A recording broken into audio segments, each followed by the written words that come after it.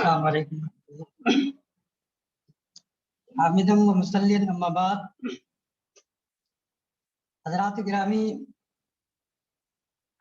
मेरे मकाले का उन्वान है कायनात का आगाज़ व इर्तिक़ा,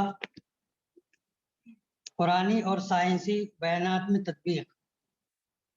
ये बड़ा तवील मकाला है। यहाँ पे मैं सिर्फ एक दो पॉइंट रख कर के बात इंशाअल्लाह ख़त्म करूँगा। ये बात शुरू में भी, सुबह में भी कई बार कही गई और आप हज़रात सब जानते हैं कि कुरान करीम जो है वो साइंस की कोई किताब नहीं है, वो किताब हुदा है। लेकिन कुरान करीम में ऐसी बहुत सी आयात हैं जिनमें साइंसी इशारे किए गए हैं।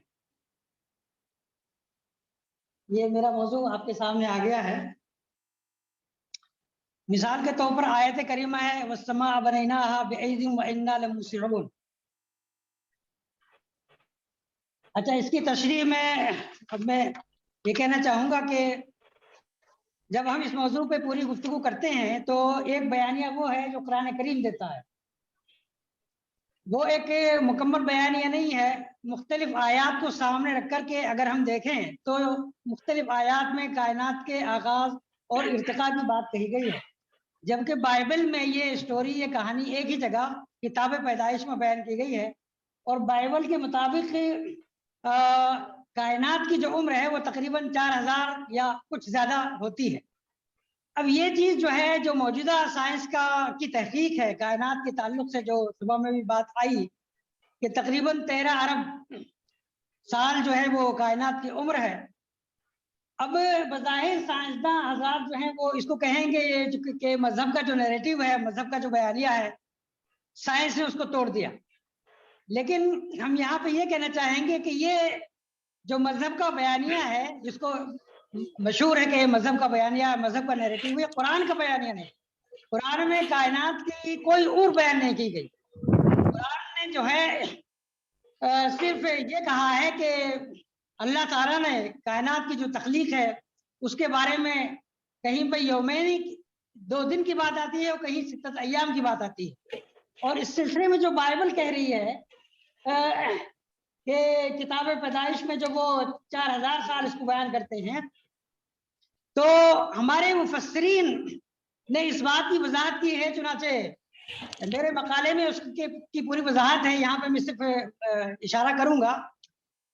इमाम इब्न हज़म ने इसको लिखा कि कायनात की जो उम्र हमारे मुफस्सिरीन या दूसरे हजरात बयान करते हैं वो दरअसल इसराइली बयानिए से या इसराइली रवायात से महफूज है। वो कुरान का बयान नहीं है। उस जरूरी नहीं है कि उस पर यकीन किया जाए, उसकी तहकीक की जाएगी और वो उसको कुरान का इस्लाम के सर उसको नहीं डाला जाएगा। तो जो मजहब के नैरेटिव में और साइंस के नैरेटिव में एक टकराव की जो बात आती है, उसको हम कह सकते हैं कि कुरान से वो नहीं टकराता, मजहब से चाहे टकराता। तो दूसरी उस पर जाइए, तख्लीकी कायनात के बारे में जाहिर है कि इंसान ने हमेशा से ये सोचा है कि हम कहाँ से आए हैं, किसने इसके कायनात को तख्लीक किया है, कैसे इसकी का इर्तिका हुआ। सुबह के तकारीर में भी ये बात आई। मैं यहाँ पर इस बात की मजीद तशरीह करते हुए ये कहूँगा कि एक बात ये कही गई है और हम सब लोग इस बात को मानते हैं कि कुरान की जो इस्टेब्लिश्ड तफसीर है उससे इन्हिराफ नहीं किया जाएगा, उससे जो है हम बाहर नहीं जाएंगे। लेकिन यहाँ पे ये वजाहत करना मैं ज़रूरी समझता हूँ कि ये इस्टेब्लिश्ड तफसीर क्या है। जहाँ तक अकायद की बात है, जहाँ तक इबादत की बात है, वहाँ पे इस्टेब्लिश्ड तफसीर होती है। लेकिन जो आयात तमद्दुन के बारे में बात करती हैं, जो आयात कायनात के ताल्लुक से बात करती हैं, उनकी कोई इस्टेब्लिश्ड तफसीर नहीं है। चुनाचे उलमा के कई मवाक़िफ़ इस सिलसिले में है। बाज़ उलमा इसको फेस वैल्यू पे लेते हैं और बाज़ उलमा जिनका बहुत मोहतात जो बयान है, खासतौर पर अल्लामा कश्मीरी ने उसको बयान किया है और मौलाना मौदूदी वगैरह सभी ने उसको इख्तियार किया है। वो ये कहते हैं कि कुरान में जो साइंसी बयानात आए हैं, जो इस तरह की बात आई हैं, उसको हम जो है फेस वैल्यू पर नहीं लेंगे, बल्कि ये समझा जाएगा कि कुरान के उस वक्त के जो मुखातब थे उनके जहनों से जो बात करीब थी वो कुरान ने कह दी। लेकिन अल्फाज ऐसे इस्तेमाल किए कि उन अल्फाज में जो गुंजाइश है वो कयामत तक के लिए है।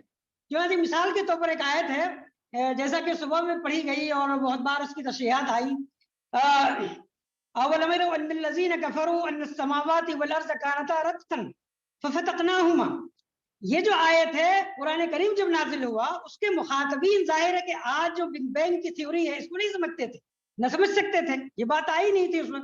تو اس زمانے میں جو یعنی بارش نہیں ہو رہی ہے اور پھر اچانک بارش ہو گئی، تو اس کو سامنے رکھ کر کے قرآن نے وہ الفاظ استعمال کیے، اولم يروا ان الذين كفروا اولم يروا الذين كفروا ان السماوات والارض كانتا رتقا، وہ دونوں گتھے ہوئے تھے، پھر ہم نے ان کو پھاڑ دیا، یعنی بارش نازل کر دی.